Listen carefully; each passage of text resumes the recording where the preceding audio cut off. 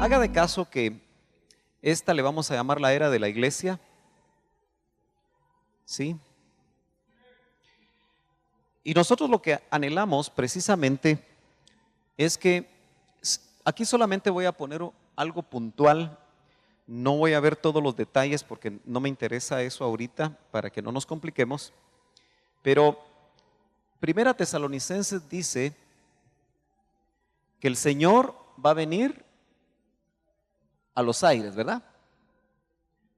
Me dice amén usted si se acuerda de ese pasaje, Primera Tesalonicenses, capítulo 4, desde el verso 13, por lo menos hasta el 16. A esto nosotros le llamamos venida secreta. Venida secreta. ¿Sí? Y también le llamamos, usando esa palabra griega, parusía. Lo pongo aquí para que si alguno no recuerda estos términos, pues pueda recordarlos y de esa manera nos permita a nosotros aprovechar realmente el tema. Ahora, sabemos nosotros que en el momento que la iglesia es levantada, empieza un periodo que se le puede llamar de varias formas. Uno es la semana 70 de Daniel.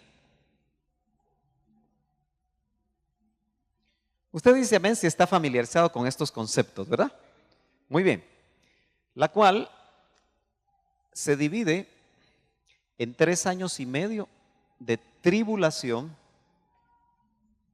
y 3 años y medio de gran tribulación. Cuando uno oye esto a veces dice, ¡ala! Eso me da miedo.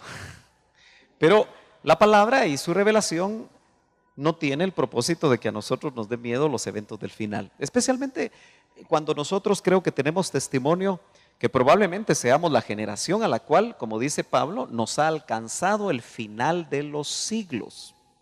Yo no sé si usted está teniendo testimonio de ese tipo. Hoy cuando hablábamos con los pastores en la mañana, precisamente el hermano Francisco hacía alusión que hoy muchos están inquietos con el 21 de diciembre del 2012. No sé si usted también está inquieto.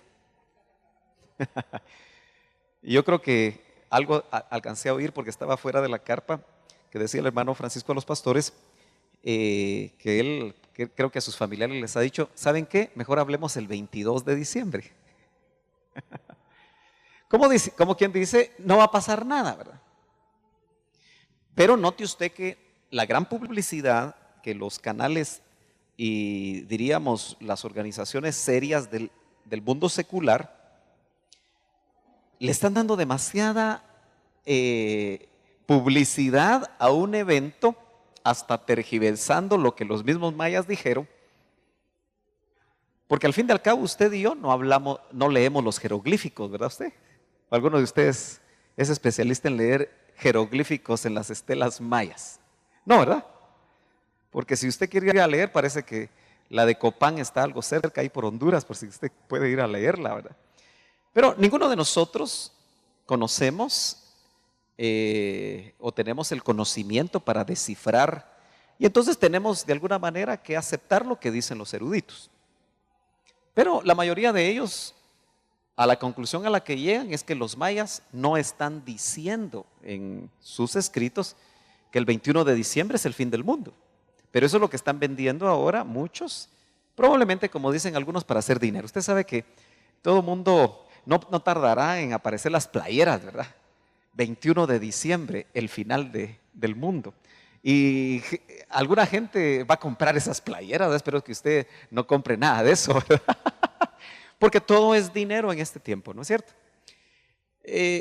Indudablemente que lo que sí podemos decir cuando vemos ese tipo de situaciones es que indudablemente lo que el Señor por medio de su Espíritu quiere hacer en estos tiempos es revelarnos aquellas cosas que verdaderamente a nosotros nos deben de servir como iglesia y especialmente como novia, para que incluso nosotros realmente estemos conscientes del tiempo que nosotros estamos viviendo.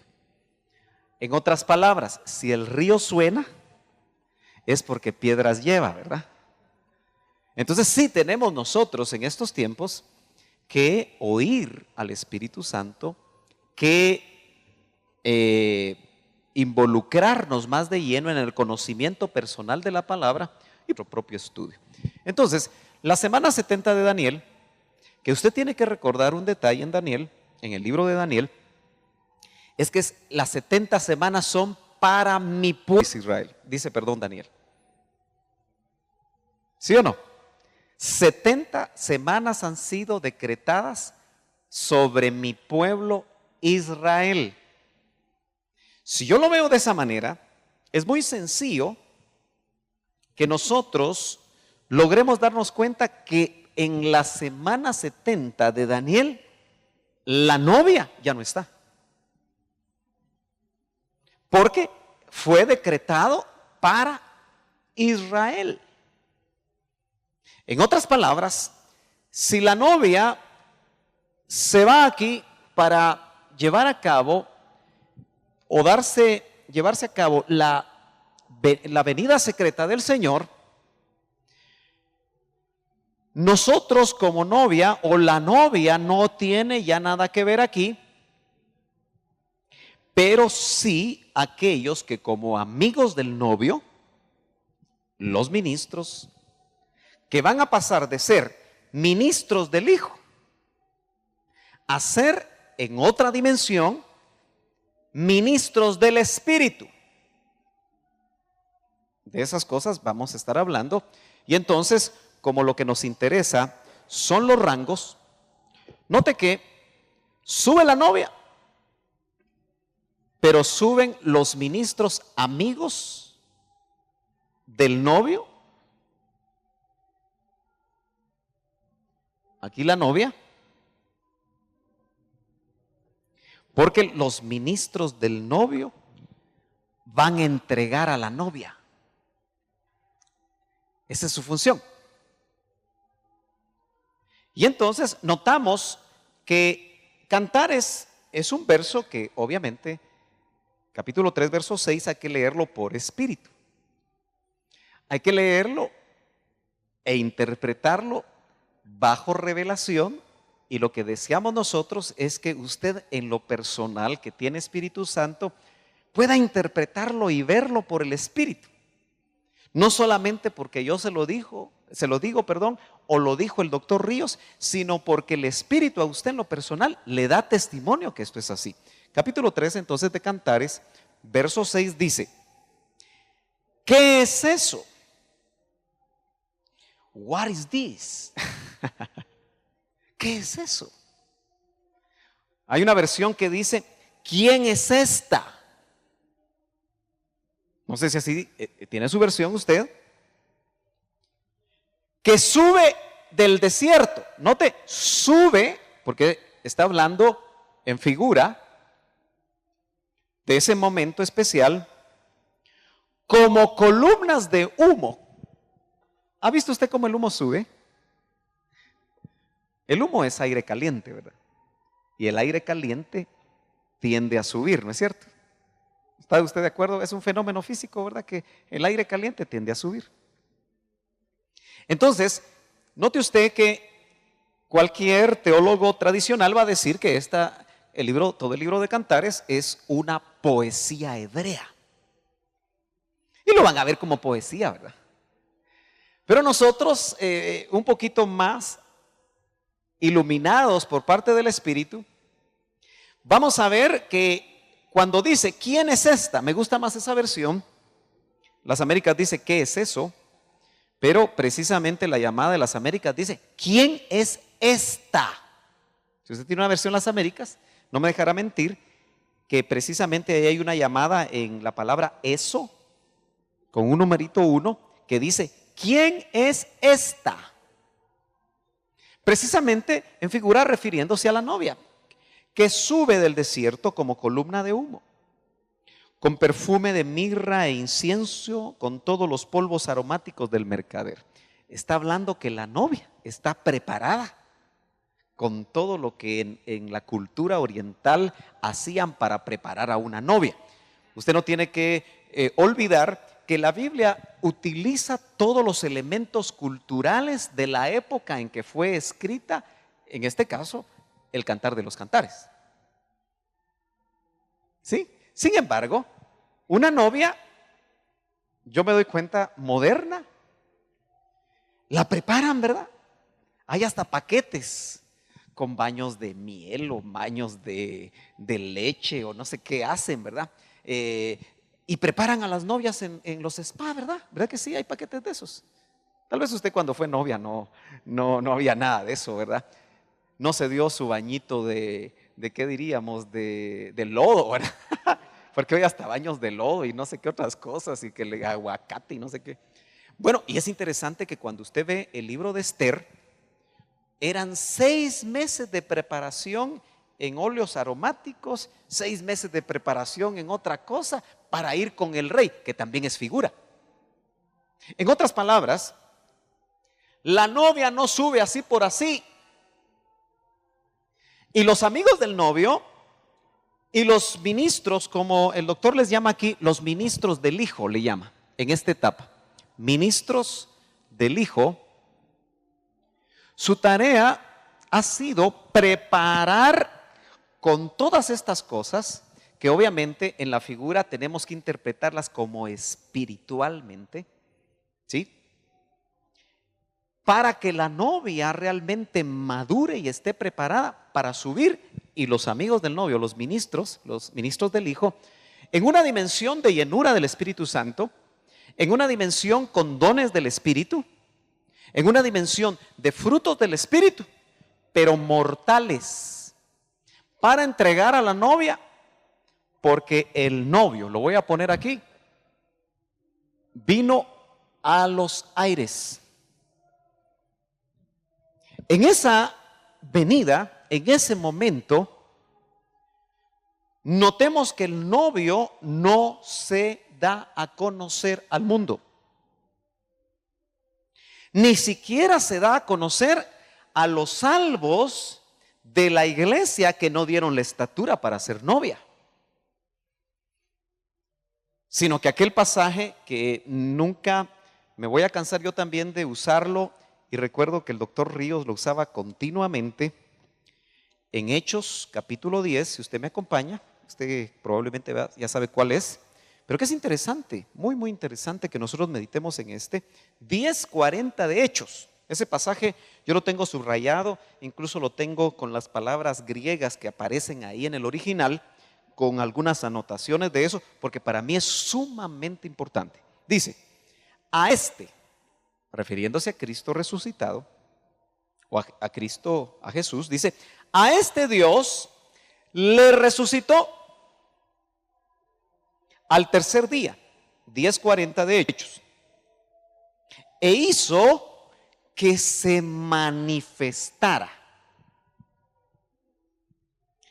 Y ahí la palabra es muy interesante porque es la palabra griega enfanes, de donde vienen los faneros. Nosotros podríamos decir que el Padre que resucitó al Hijo hizo que se hiciera un fanero, que en nuestro idioma es manifestara. Y note que es un diríamos, verso tan interesante porque se va a repetir. Y creo que el criterio que usó el Padre va a ser exactamente el mismo. Solo que en el caso de la venida secreta del Señor, van a ser los muertos en Cristo los que van a resucitar. No quiero hablar ahorita de muchos detalles porque apenas estamos hablando de rangos de la novia y rangos de los ministros, y entonces no quiero meter demasiados temas unos metidos con otros porque nos podemos confundir. Dice, no a todo el pueblo. Note y subraye su Biblia en el verso 41.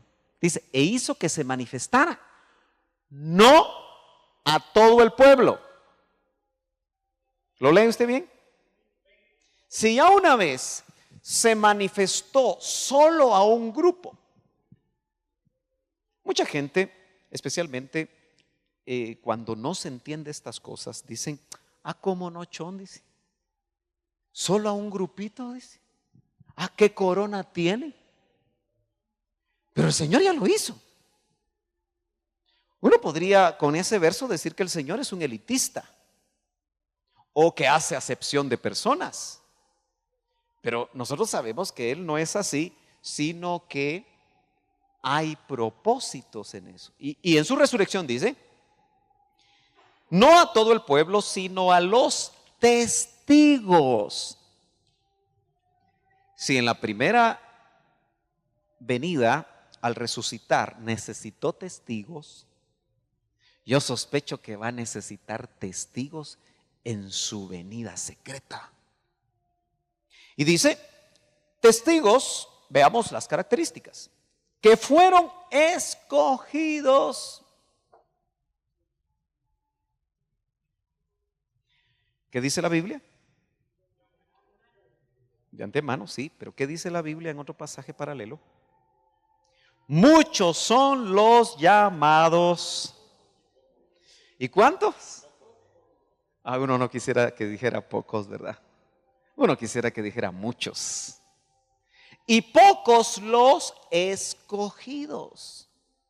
Entonces notamos aquí que el Señor escoge y por lo tanto, nuevamente en esto va a escoger a los testigos que fueron escogidos de antemano por Dios. Y note que es por el Padre, ¿verdad? Si usted lo ve ahí en el contexto. Es decir, a nosotros. Ahí ya se mete, ¿quién? Lucas, ¿verdad? Lucas escribe aquí. Dice, es decir, a nosotros, que comimos y bebimos con Él después que resucitó de los muertos. Ahora, usted imagínese, hermano, ¿cómo sería? Fue maravilloso el ministerio público del Señor, ¿no es cierto? Cuando Él dijo, ahí en la sinagoga, que el Espíritu de Dios estaba sobre Él y lo había llamado para hacer esto y esto y esto y esto. Fue maravilloso ver a los discípulos y debe haber sido impresionante ver a Jesús caminar en el agua y reprender los vientos. Debe haber sido impresionante, ¿verdad? Por lo menos nosotros no tuvimos esa experiencia. La creemos por la fe, ¿verdad que sí? ¿Y cómo sería que cuando iba el cortejo de la hija de la viuda de Naín, donde iba la muerta con los muertos? Porque seguramente muchos de ellos estaban muertos espiritualmente. Y venía el vivo con los vivos para encontrarse en ese cortejo. Y resucita a una que estaba muerta. Haber sido impresionante ver eso. Pero se imagina qué tan impresionante era haberlo visto morir en la cruz del Calvario y después comerse un taco, si hubieran tacos en Israel en esos tiempos. Comimos y bebimos con Él después que resucitó. ¿Sabe qué? Esa experiencia se va a repetir. ¿Lo cree usted o no lo cree? Y por esa razón es que cuando nosotros, e insisto mucho en eso en estos tiempos, nos vemos, como quien dice el día de hoy, y nos examinamos a nosotros mismos, decimos, ay Señor, ¿cuánto me falta? Si somos sinceros, ¿verdad? Especialmente si nos acabamos de echar una peleita con alguien. ¿Verdad que sí? Decimos, Señor, qué barbaridad. Pero es porque esas experiencias que se van a dar antes de subir es de comer. Note que los testigos que fueron preparados de antemano para ser testigos de su resurrección. Usted y yo no somos testigos de su resurrección, ¿o sí? más que por la fe. Nosotros creemos que Cristo resucitó, pero ¿acaso lo han visto nuestros ojos? ¿Lo han palpado nuestras manos, como dice en Primera de Juan? ¿Comimos con Él? Y lo más tremendo, ¿qué enseñaría el Cristo resucitado, hermanos? Hechos 1:3 nos da una miradita y nos dice que Él dio, bienvenidos hermanos, Él dio mandamientos por el Espíritu resucitado a sus discípulos por 40 días y les habló tocante al reino. Y tenemos que entender que esos discípulos, lo que oyeron, seguramente después lo plasmaron en la revelación que aparece ahora para nosotros en el Nuevo Testamento. Ahora, ¿qué sucede con estos ministros que son amigos del novio o los ministros del hijo? Entregan a la novia, pero aquí en los aires, el doctor acuñó una frase bíblica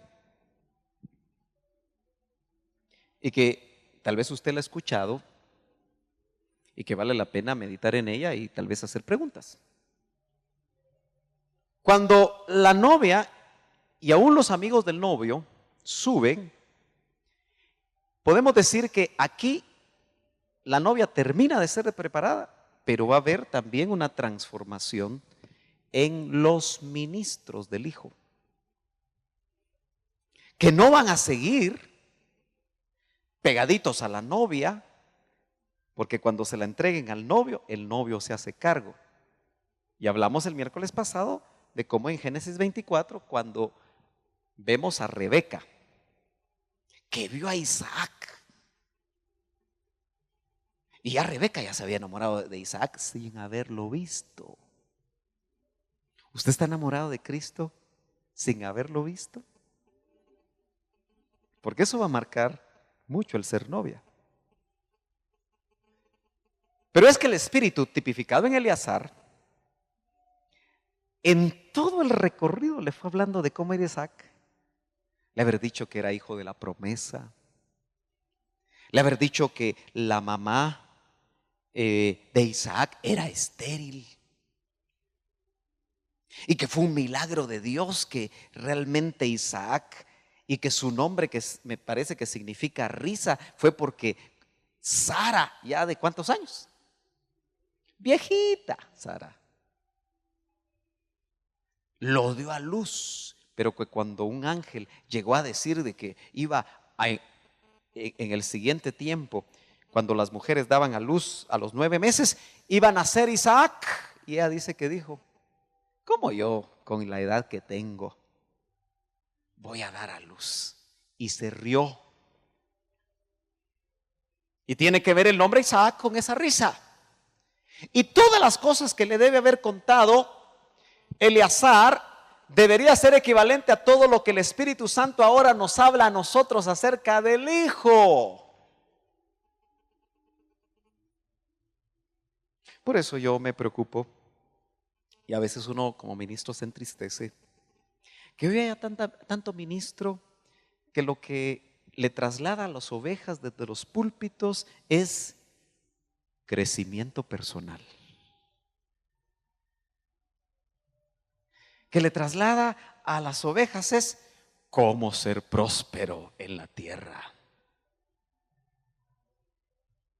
Porque el Espíritu Santo no le interesa ahorita esas cosas, sino que lo que le interesa es que la novia se enamore del novio. Así que nosotros los ministros tenemos una responsabilidad tan tremenda, porque si usted no está enamorado de Cristo, sino que está enamorada del ministerio. Algunos, oíamos hoy en la mañana, conocen más a su apóstol, a su profeta, a su pastor que a Jesús. Y lo que nosotros debemos de conocer mucho más para enamorarnos de Él es a Cristo. Rebequita, ve a Isaac.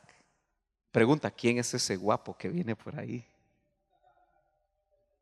Es mi Señor, dice. Si el Espíritu es Eleazar, qué humildad la del Espíritu Santo, ¿verdad? En la figura.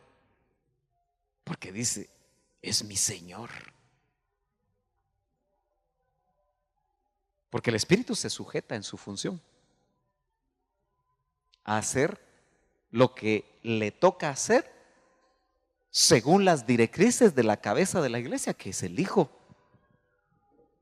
Y entonces nosotros vemos que esto de los aires, muy bien le podemos llamar la tierra de los vivientes.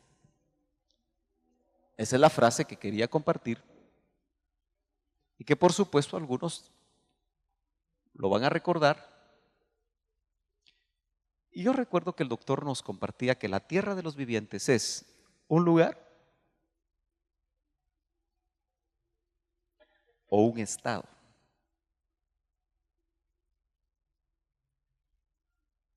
Note que en este caso es en los aires. No me pregunte a qué altura va. ¿Será que ese lugar va a estar más arriba que los aviones y nos van a chocar los aviones con nosotros, ¿no? Más arriba de 33,000 pies. Pero, ¿por qué es un lugar y un estado?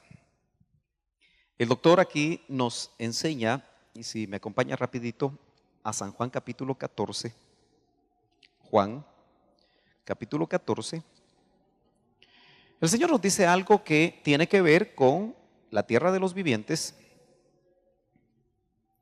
que incluso puede ser mucho más allá que solo esto, y que obviamente yo se lo traslado y se lo comparto para que lo meditemos y lo podamos platicar también en las preguntas.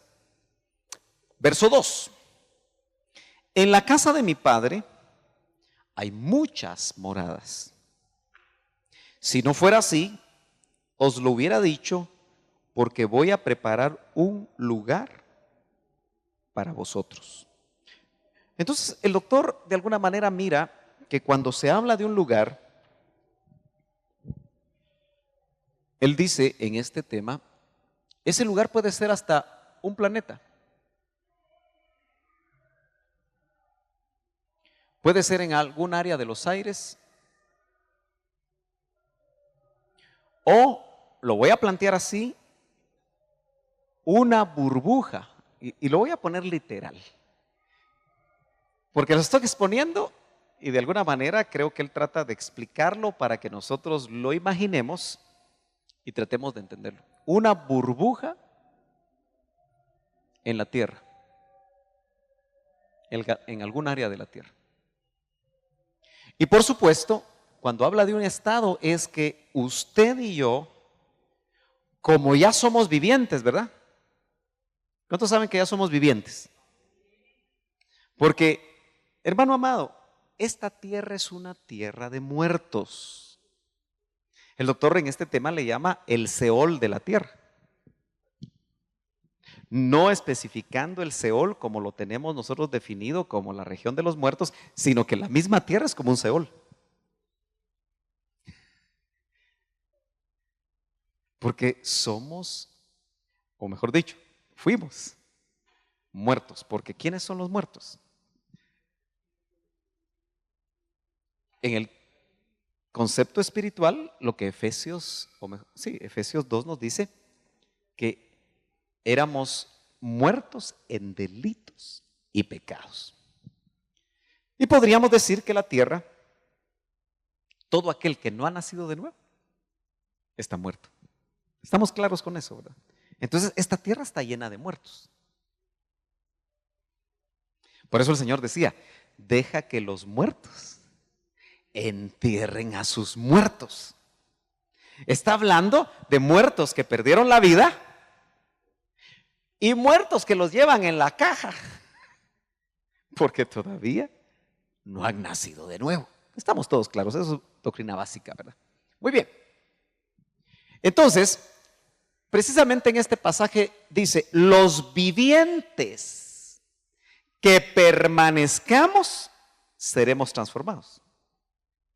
En otras palabras, si usted ya nació de nuevo, si tiene vida su espíritu, usted es viviente. Tiene vida del espíritu. Pero note que dice, los vivientes, que permanezcamos. Así que como estado, yo puedo vivir en una tierra de muertos, pero vivir en la tierra de los vivientes como un estado. Pero también en un lugar, porque aquí hay traslado vertical, ¿verdad? Ojalá que me esté entendiendo y si no, apunte ahí sus preguntas. Ahora, note que ya en la tribulación, la novia con el novio, sigamos leyendo Cantares, regresemos a Cantares, capítulo 3, déjeme verlo aquí. Cantares capítulo 3, sigue diciendo, he aquí es la litera de Salomón. Salomón aquí tipificaría al hijo, ¿no es cierto? 60 valientes la rodean. Estos son ministros. Pero note que esos valientes solo protegen a la novia. Dice, 60 valientes la rodean de los valientes de Israel. Todos ellos manejan la espada, son diestros en la guerra, cada uno tiene la espada a su lado contra los peligros de la noche. Ministerios bien equipados para las batallas y los peligros de la noche. Pero el rey Salomón, en el verso 9, se ha hecho un palanquín de madera de Líbano, como una especie de, ¿qué diríamos? Litera, ¿verdad? La litera, más fácil así. Hizo sus columnas, bueno, habla de todo eso, pero note que quien iba con Salomón era la tsunamita. Ningún ministro ahí, ¿verdad?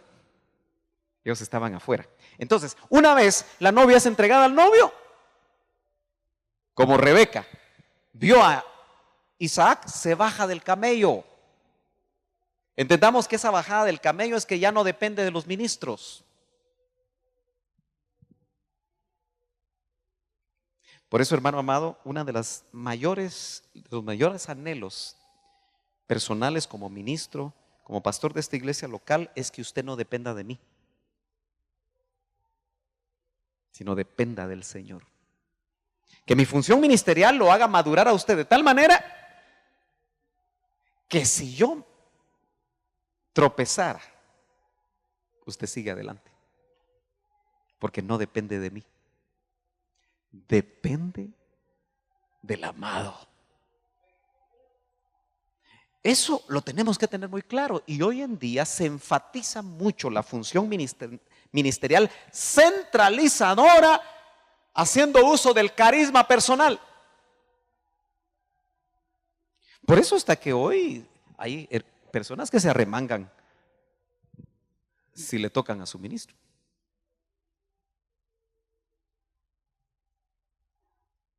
Pero tal vez no se arremangan si le tocan a su Cristo. No sé, porque al fin y al cabo el ministro se mira. Porque al amado solo se le ve con los ojos de la fe. Y se le ve y se tiene comunión con él en la medida que nosotros seamos espirituales, ¿verdad? ¿Estamos de acuerdo? Claro, no significa que los ministerios no les demos su lugar, porque tienen su lugar. No estoy hablando de eso. Estoy hablando de quién depende usted. Rebequita se bajó del camello. Los camellos tipifican a los ministros. Y rapidito se encontró a solas. Lo que quiero decir a usted es que al bajarse del camello empezó a caminar en dirección a donde estaba Isaac, el novio. Y cuando se juntan, eso es escatológico. Él la mete a la casa de su madre. Eso sería tipificar esto. Pero ¿qué pasa entonces en el caso de Eliezer, que tipifica al Espíritu Santo? Se ha ido a su lugar Eliezer, ¿verdad? Con los camellos. Y note usted que ahí es donde, a la manera de los Eliseos, vamos a ver cómo lo dibujo acá. Ya en la tribulación, esos Eliseos regresan a la tierra, solo que en otra dimensión. Y ahora les vamos a llamar ministros del Espíritu. Es un rango diferente. Incluso el doctor aquí se atreve a decir que esos ministros van a venir con los 7 espíritus encima de ellos. Claro, eso es lo que le expone y vale la pena que nosotros lo meditemos y lo estudiemos y lo corroboremos para que de alguna manera nosotros sepamos ministros del Espíritu. Si usted nota, son los mismos ministros del hijo que entregaron a la novia, solo que ahora, en lugar de quedarse a las bodas y de estar con Salomón en el palanquín, tienen funciones. En cierta manera, si usted quiere, como los patojos les gusta ver películas, ¿verdad? Suben aquí, los preparan, porque hay una preparación para el trabajo que van a hacer aquí, reciben instrucciones y van a un teléfono donde reciben su misión imposible. Este aparato se autodestruirá en 10 segundos después de recibir su tarea. Porque usted tiene que entender, y ojalá que ninguno de nosotros estemos ahí, pero si estamos, acordémonos que el Señor tiene trabajo con nosotros, solo que en rango diferente. Porque los que como novia subieron, aquí van a pasar la gran mayoría de cristianos, dormidos, cristianos, salvos sí, pero dormidos. No despertaron, porque el clamor tiene 2000 años. Despierta tú que duermes. No le está hablando inconversos, hermano. Es a la iglesia de Éfeso.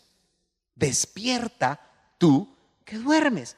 Así que probablemente muchos de nosotros nos echamos unas buenas dormidas en la vida espiritual.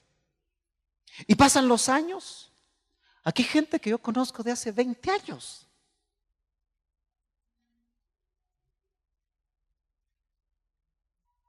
¿Y será que estamos despiertos? ¿O estamos dormidos? Despierta tú que duermes. ¿Y qué dice? Y te alumbrará Cristo. Note usted que aquel que está aspirando a ser novia, si se duerme, camarón que se duerme, se lo lleva la corriente. Y dicho sea de paso, la corriente actual de la iglesia en general es para dormir camarones. Porque el interés de la iglesia en estos tiempos, hermano, no es lo espiritual. Yo no veo gente cristiana anhelando orar, anhelando ayunar, corriendo para ministrarse. ¿Verdad que no se ve eso?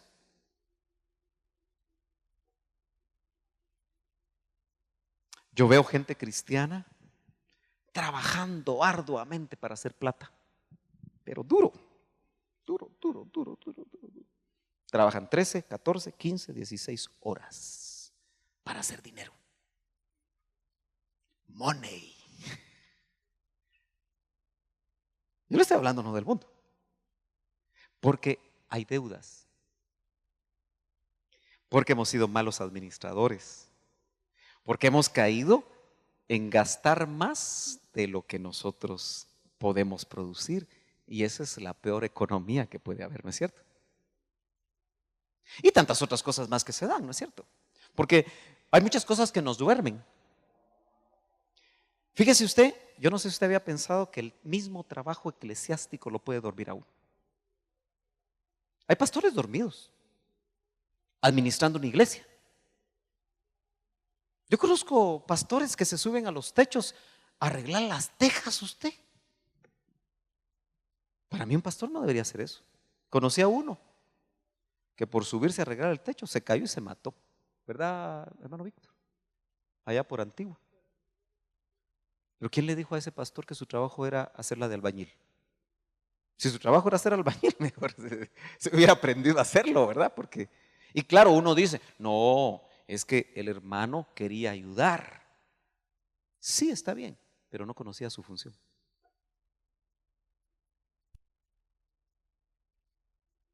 Porque su función ministerial es mucho más allá de arreglar cosas en la iglesia. Entonces, note, estos ministros del Espíritu, a la manera de Eliseo, con doble porción del Espíritu, que nos dice y nos habla a nosotros que estos ministerios ya invulnerables, salvo casos como la misma escritura nos muestra en Apocalipsis, específicos como los dos testigos, ¿verdad? Que no vamos a empezar a preguntarnos quiénes son. Yo creo que es irrelevante saber quiénes son. Si es Moisés y Elías, como dicen algunos, ok. Si es Enoc y Elías porque no han visto muerte, bueno. Otros piensan que esos dos testigos son como representativos de corporeidades ministeriales, pero no nos vamos a poner ahí a complicarnos. Pero estos ministros del Espíritu, y aquí los que somos ministros tenemos que pensar que ahí vamos a estar, ¿verdad? Solo que invulnerables. ¿Con qué propósito? Despertar a los dormidos y protegerlos. Claro, los dos testigos, note que se salen un poquito, porque por eso son rangos. Porque estos sí mueren. Primero parecen invulnerables, ¿verdad? Pero mueren. Mientras que estos otros no van a morir. ¿Cuál es el trabajo? Despertar a los dormidos. Incluso el doctor, me gusta mucho ese detalle, dice, si miembros de la familia de ese ministro, dice, pasan la tribulación. Porque un hermano deseara que sus hijos, que su esposa, que sus primos, que sus tíos, que toda su casa pasara, ¿verdad? Pero especialmente no quisiera que sus hijos pasen. Y las mamás siempre preguntan eso y siempre preguntan al doctor, ¿y qué va a hacer mi hijito de 1 año? Si yo me voy, yo no me voy, dicen. Porque a veces pensamos almáticamente, ¿verdad? Porque eso es un sentir almático. Pero ya ahí ya no vamos a estar almáticos. Vamos a estar al 100% espirituales. Y claro, el doctor siempre tenía una palabra que se hacía rema o no en las madres, que el Señor a esos niños los cuidaba con ángeles y los llevaba a un lugar.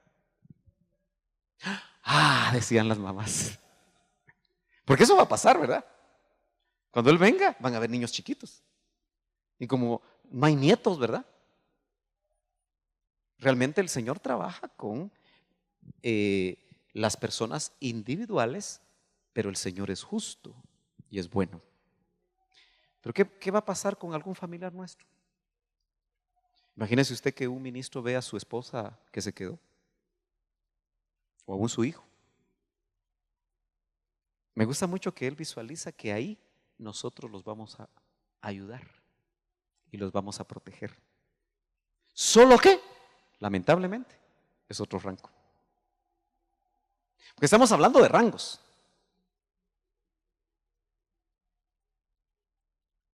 Yo recuerdo que Blanquita Ríos, más conocida como Blanquish, algunos de ustedes conocieron, bueno, conocen porque no se ha muerto. Ya la estoy matando. Dice que en una ocasión, cuando oía estos temas, le decía, hermano, papa, le decía. Entonces quiere decir que usted, ya no lo vamos a ver a usted. Y se ponía triste. Pero es que uno juzga estas cosas en función de su alma y sentimientos. Pero en esos ámbitos espirituales, acuérdese, el espíritu no tiene sentimientos.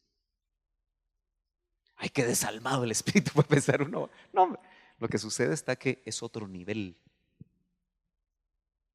Por eso nosotros, insisto, necesitamos ser más espirituales y menos almáticos. Cuando usted toma decisiones almáticas, dígame usted si no le va mal. Pero si toma decisiones espirituales, aunque aparentemente los demás le digan, ay, qué pura lata vos. Porque si le dicen a uno, ay, qué sin sentimientos vos. Pero al poco tiempo se dan cuenta que realmente había una razón del espíritu, que no tocaba los sentimientos. ¿Cómo irá a ser, hermano amado, ese trabajo? Acuérdese que ya invulnerables. Por eso el doctor Ríos decía, ni todos se van, ni todos se quedan. Así que el que es ministro aquí tiene que saber que su trabajo va a ser entregar a la novia, lo preparan, le dan su misión, solo que esta es posible, y viene a hacer el trabajo. Y obviamente en ese ámbito y en esa transformación, hermano, usted va a estar en Guatemala, el ministro. Y si lo hicieron a través de la llenura del Espíritu, los ministros como Felipe el Evangelista. Felipe el Evangelista no buscó el tren que lo llevara con el etíope. No dijo, ¿qué bus tomo? ¿Verdad que no dijo eso? El Espíritu lo arrebató. Eso es una sombra de lo que va a venir. Entonces, hoy estoy en Guatemala despertando. Y al ratito puedo estar en Nueva York despertando. ¿Cuántos creen que esto no es cuento? Es que nos cuesta visualizar eso porque, ay, con esta mi riuma, dice uno. Pero acuérdese que ahí va a haber una transformación y a la manera de Eliseo va a haber trabajos a la manera de esos 60 valientes que van a estar peleando. De alguna manera, en el palanquín, la novia con el novio, por eso es que no podemos aceptar que hoy se esté diciendo mucho que la novia va a pasar la tribulación. Hay mucho sentido en muchas denominaciones, muchos grupos que están totalmente seguros. Unos que no solo la primera mitad, sino que la segunda. Y yo me recuerdo de un detalle que yo se lo expongo para que usted lo medite. Porque si usted quiere pasar la tribulación, hermano, amén, pásela. Si usted quiere, yo tranquilo, ¿verdad? Pero decía el doctor, ¿dónde usted ha visto una novia golpeada?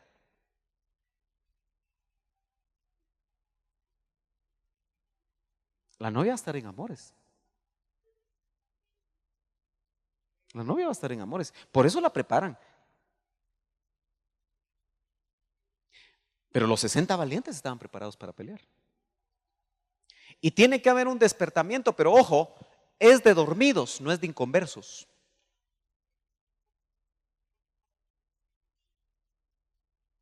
El trabajo va a ser despertar dormidos.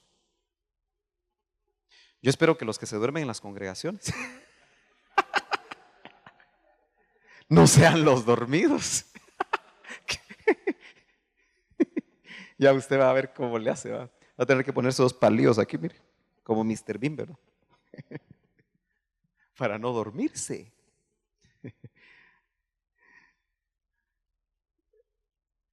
Yo creo que, pienso que cuando la novia se vaya, el que es salvo va a percibir algo. Y rápidamente se va a empezar a dar cuenta que su mover delante de Dios no le permitió irse. por dormido, por esto, por tibio. Acuérdese que la iglesia del final es la Odisea. Tipifica la Odisea muy bien la iglesia del final. Por cuanto eres tibio y no caliente. Es que a mí me maravilla lo que dice la Biblia. Mejor fueras frío, dice. ¿Ha leído usted eso? O sea que es mejor ser frío. Por supuesto, lo ideal es caliente. Pero es que el tibio, el gran engaño de la cristiandad del tiempo final es que el tibio, como siente que la temperatura está más o menos calientita. Porque usted toma café, a mí me gusta tomar el café tibio. Pero solo eso. Porque a algunos les gusta hasta que les queme la boca, ¿va? Yo lo tomo tibio. Pero la tibieza tiene temperatura, ¿verdad? O sea, uno toma un vaso tibio y siente calorcito. El gran engaño del cristianismo en estos tiempos es que el tibio se cree caliente. Y entonces dice, estoy bien. Yo diezmo, yo ofrendo, yo voy a la iglesia, yo aquí, yo aquí, yo aquí, yo aquí, yo. Yo tengo 3 privilegios. Yo no mato una mosca. Yo no veo a otra mujer. Y así, ¿verdad? Hacemos todo un perfil. Yo no tengo necesidad de nada, como dice la Odisea. Solo que no se había dado cuenta la Odisea que ya ni Cristo estaba ahí. Ustedes. Es que eso es lo más terrible de esa iglesia. Que lo tiene todo y no tiene nada. Porque Cristo está tocando a la puerta de la Odisea. Yo siempre he dicho, así como Filadelfia es una iglesia de puerta abierta, porque Filadelfia dice, yo he abierto una puerta que nadie puede cerrar. Iglesia de puerta abierta, Filadelfia. La Odisea, iglesia de puerta cerrada, porque yo no toco una puerta que está abierta. Usted cuando una puerta está abierta dice, ¿cómo es que dicen? Fulanita o con permisito o no sé qué. Pero uno no toca una puerta abierta, normalmente no la toca si no se mete, si uno tiene confianza. Las puertas cerradas son las que se tocan. Entonces, la Odisea es una iglesia de puerta cerrada y Cristo está tocando. ¿Y sabe qué es lo más tremendo? Que Él no espera que todos le abran, sino dice, si alguno oye mi voz, porque Él ya sabe.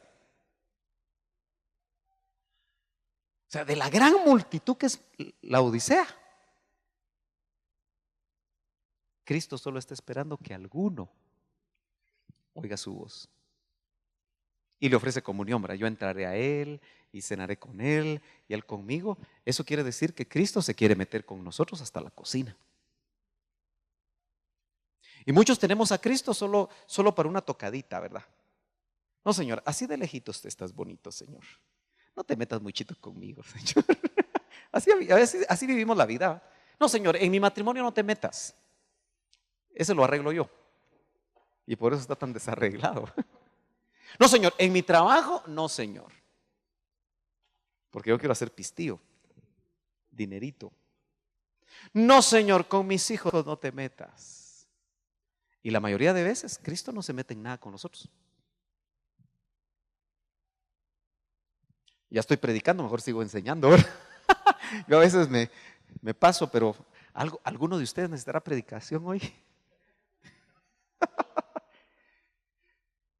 Qué maravilloso es despertar aquí, ¿verdad? Y estas enseñanzas es para despertar, hermano. Yo me temo que muchos que pasen aquí se van a recordar de las enseñanzas. Tenía razón el hermano Sergio, tenía razón el hermano Otto, tenía razón fulano de tal, tenía razón el espíritu que me hablaba, tenía razón tal cosa, pero ya estamos del otro lado. Y note que por misericordia, estos ministerios a la manera de Eliseo, invulnerables, vienen a despertar dormidos. No a predicar a inconversos, a despertar dormidos.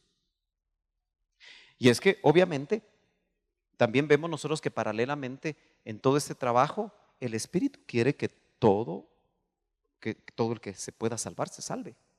Y como decía el doctor, se va a salvar lo salvable.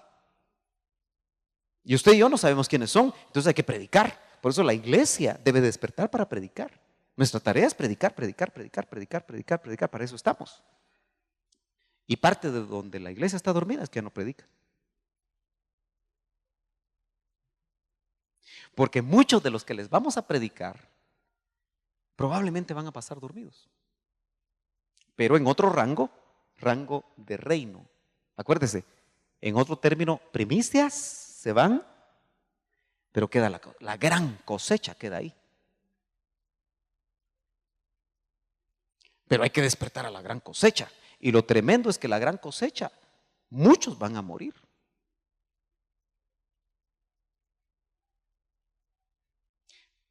Pero sin duda, yo no sé, hermano, cómo fueron las muertes de los primeros mártires, pero yo creo que ellos miraban algo. ¿No cree usted que algunos de ellos miraban al Cristo resucitado? Y así que rico morir, ¿verdad? Morían gozosos. ¿Quién puede morir gozoso con la pistola así? Yo oí testimonios en el área del Quiché, en los tiempos de la guerrilla. A veces nos enviaban a ciertos lugares y un hermano que no podía hablar español, solo allá se habla en Quiché es el ¿qué? Cachiquel o Quiché, bueno, no sé cuál de todos, ¿verdad? Pero lo cierto es que hablaban en lengua. Y con traducción, porque yo fui a enseñar sobre las parucías. Y yo decía, ¿me entenderán? Entonces, me estaban traduciendo. Pero de repente con traductor me dijo, yo ya tuve una parucía, me dijo ese hermano. Ay Dios, yo enseñándola y él ya la tuvo. Una parucía personal.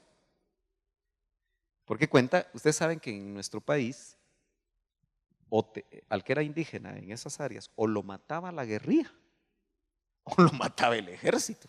¿Verdad que sí? Si el ejército decían que tal pueblo había ayudado a los guerrilleros, napán echaban usted. Eso no, ni siquiera se preocupaban. Arrasaban, tierra arrasada se llamó, ¿verdad? Y entonces él dice que cristiano se encontró con guerrilleros y se dieron cuenta que eran cristianos, ¿verdad? Y los guerrilleros mataron muchos cristianos porque no les convenía, no podían, ellos no se iban a la guerra para pelear contra el ejército. Y entonces dice que le pusieron la pistola aquí, pero la pistola se encasquilló. No salió la bala. Pero en el momento que tenía la pistola aquí, él vio al Señor. O sea que él estaba listo para morir. Pero el Señor no quiso, ¿verdad? Y el Señor lo dejó para que nos contara el testimonio. Muchos de esos cristianos hoy en día viven cosas así, hermano, en diferentes partes del mundo. Y nosotros como ser cristianos es tan fácil, hermano. A usted ninguno le impide que venga a la iglesia. El único que le impide venir a la iglesia es usted mismo. No, hoy no voy, dice. Ya fui el domingo. Mucha iglesia, dice. Mejor me echo mi programita en la tele, dice. ¿Verdad que sí somos? Entonces, note que va a haber una lluvia en esos esquemas escatológicos del doctor. Él habla de lluvias tardías y eso habla de movimientos espirituales.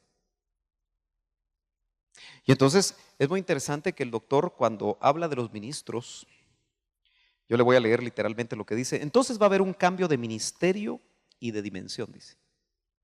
Y es que los ministros van a pasar de ministros de Cristo a ministros del Espíritu con los 7 espíritus de Dios. Ahí sí va a ser chenca ser ministro usted.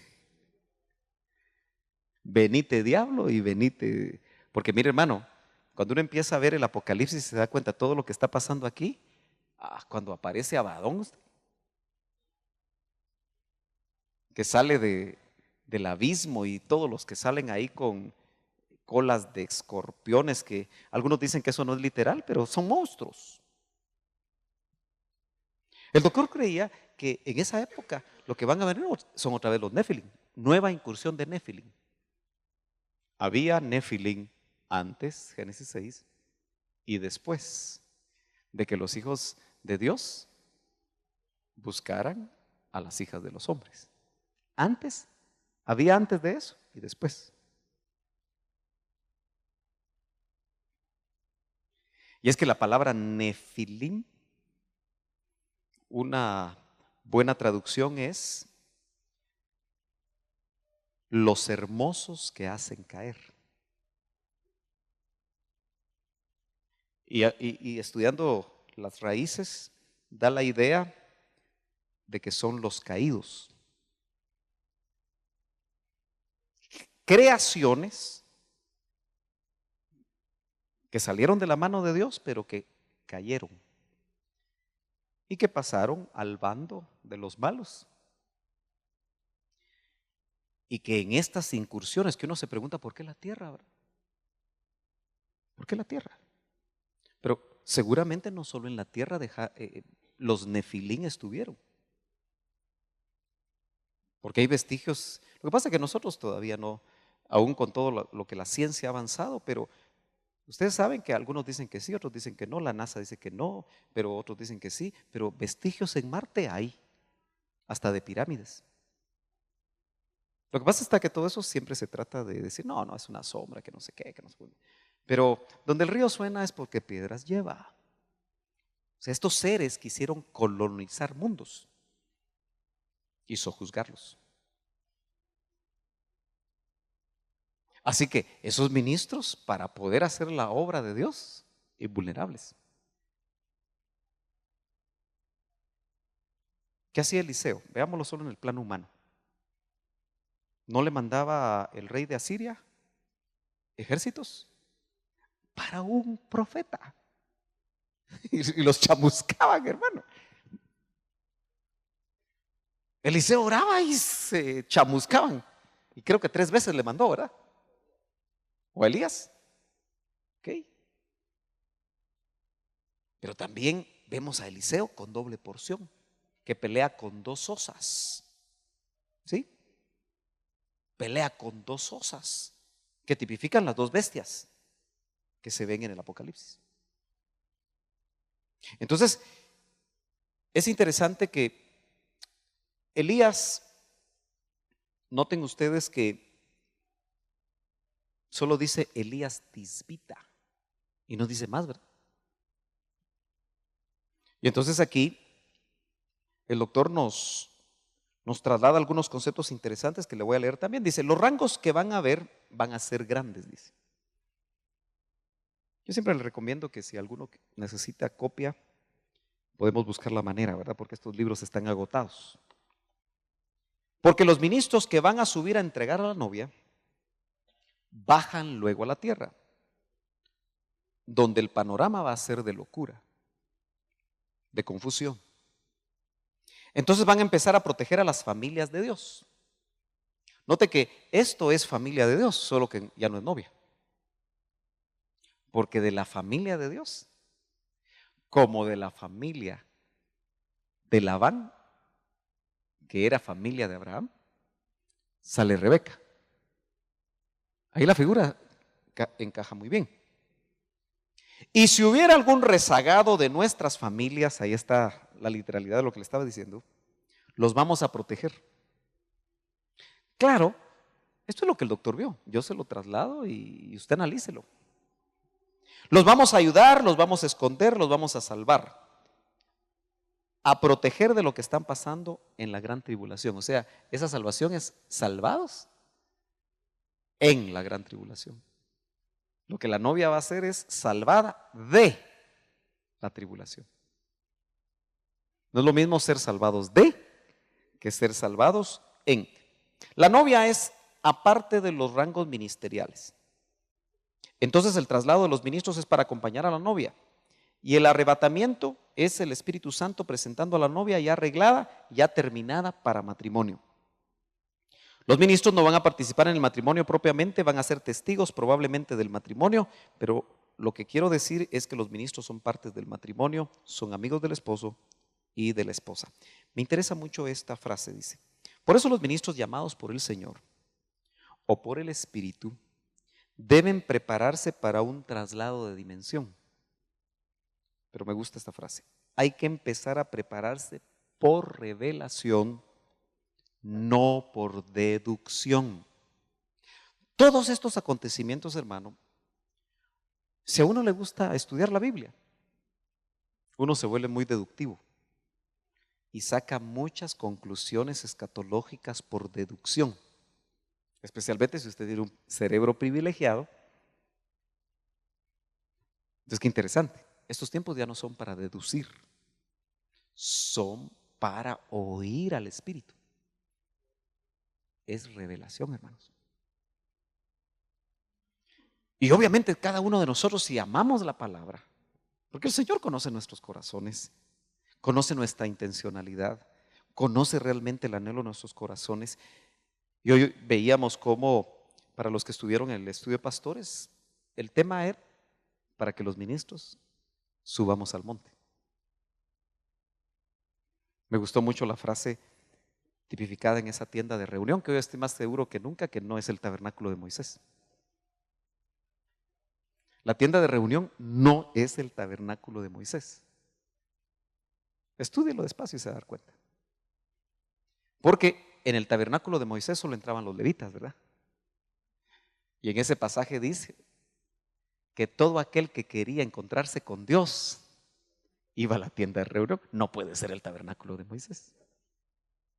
Interesante, ¿verdad?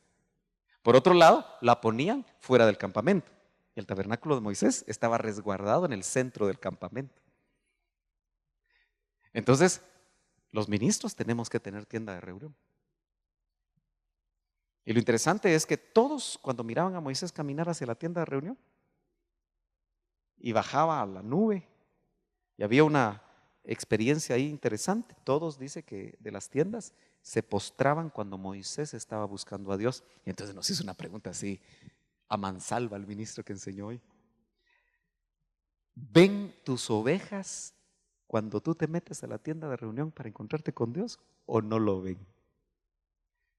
Está seria la cosa usted.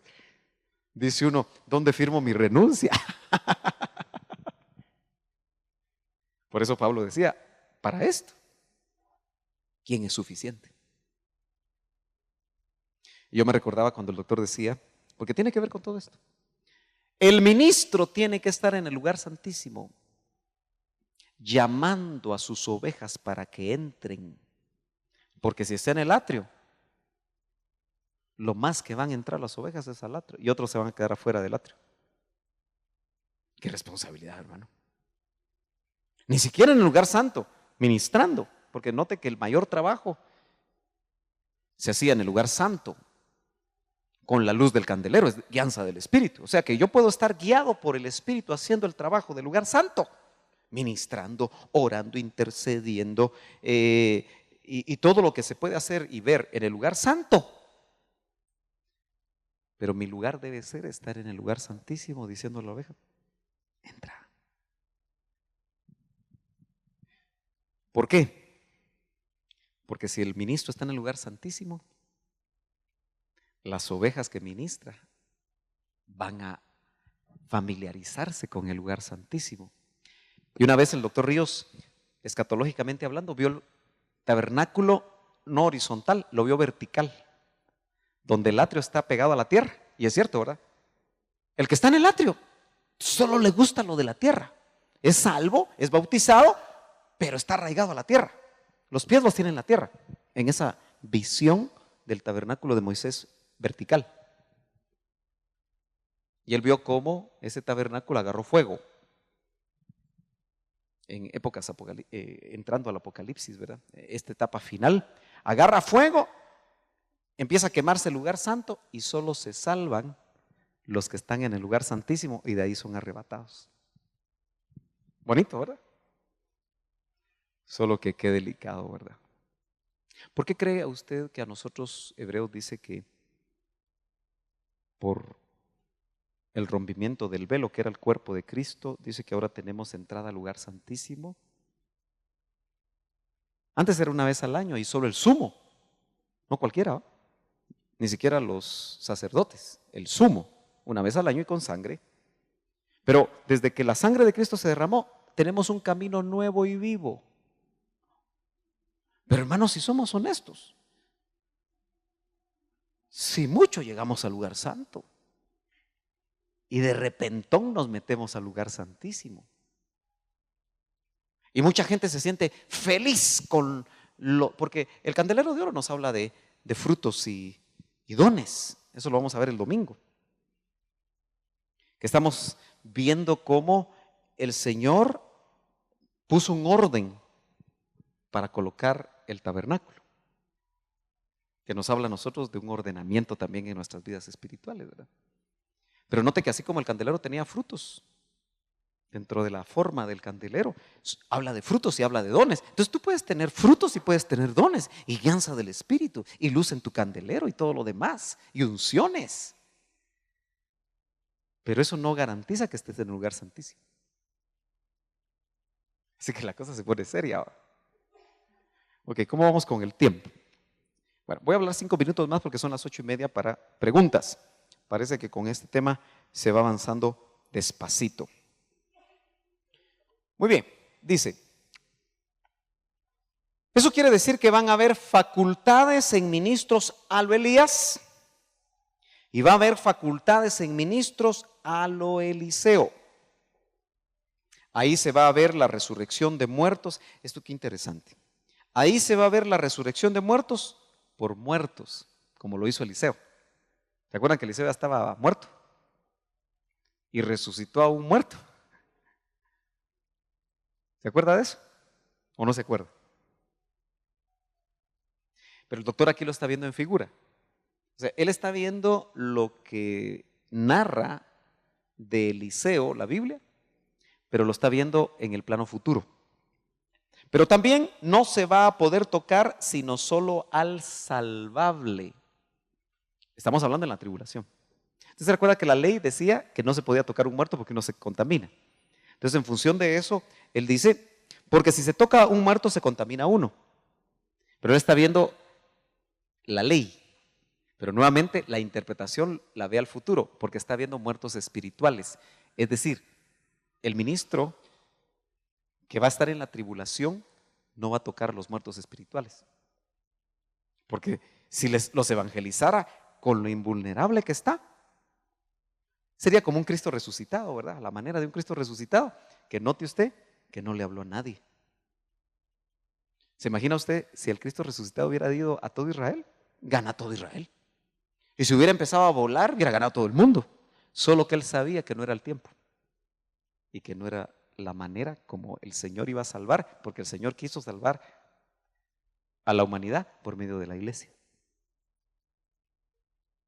Hombres débiles como nosotros, medios encuadernados. Porque yo me imagino que un hombre de 1,90 con ojos azules, blanco y canche, hasta las guatemaltecas le ponen atención. Ay, sígame diciendo. Pero llega uno de 1,50, todo morenito y quespinudo. Ay, fúchila, fúchila, fúchila, fúchila. Sálquese. ¿Verdad que no? Él lo quiso hacer con la iglesia, lo vil y menospreciado del mundo. Entonces no sé si me está entendiendo. En la ley decía que un muerto no podía tocar un muerto porque se contaminaba. Él lo aplica a que en la tribulación un inconverso es un muerto espiritual. Ya no se le toca, solo a lo salvable, es decir, al dormido, no al muerto. Claro, algunos cuando van a Mateo 24:14, y ahí es donde se entrecruzan las escatologías, porque yo creo que ese pasaje es el que más entrecruza escatologías. Dice, y este evangelio del reino será predicado a todo el mundo y entonces vendrá el fin. Entonces, en base a eso dice que en la tribulación sí se va a predicar el evangelio. Yo no voy a ser dogmático en esto, porque si se va a predicar evangelio, es del reino, para los del reino.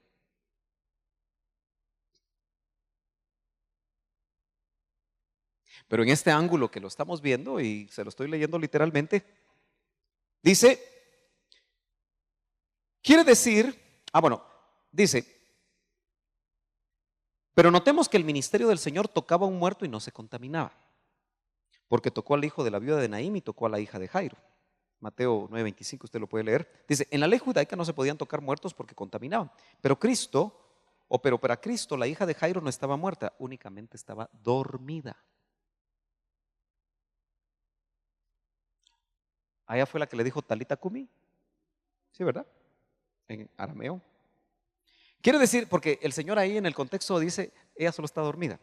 Entonces el doctor toma esa literalidad para seguir con su línea de pensamiento de lo que está tratando de mostrar, que lo está viendo bajo revelación. Dice, quiere decir que los ministros van a poder tocar muertos que están dormidos, como la hija de la viuda de Naín. No sé si usted, mire, a mí me gusta mucho ver esto y ojalá que usted lo logre ver, la manera como el doctor recibía revelación en la palabra. Porque leía, pero le iluminaban la palabra. Nosotros leemos y nos dormimos porque no hay manera que...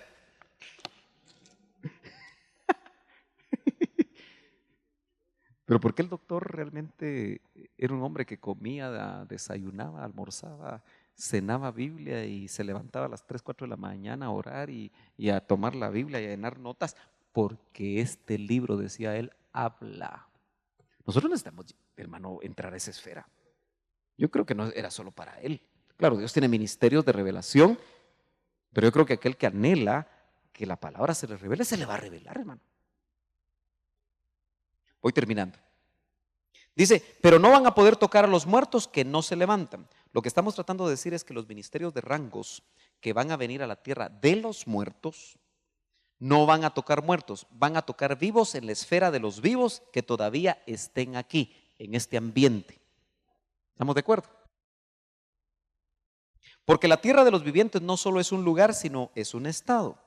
Entonces va a haber como burbujas en este lugar, en la tierra, como burbujas de tipo espiritual. Por eso los ministros de la era del Hijo y de la era del Espíritu Santo son rangos apartes hechos en los cielos. Bueno, lo vamos a dejar ahí porque todavía hay mucho aquí y no terminamos.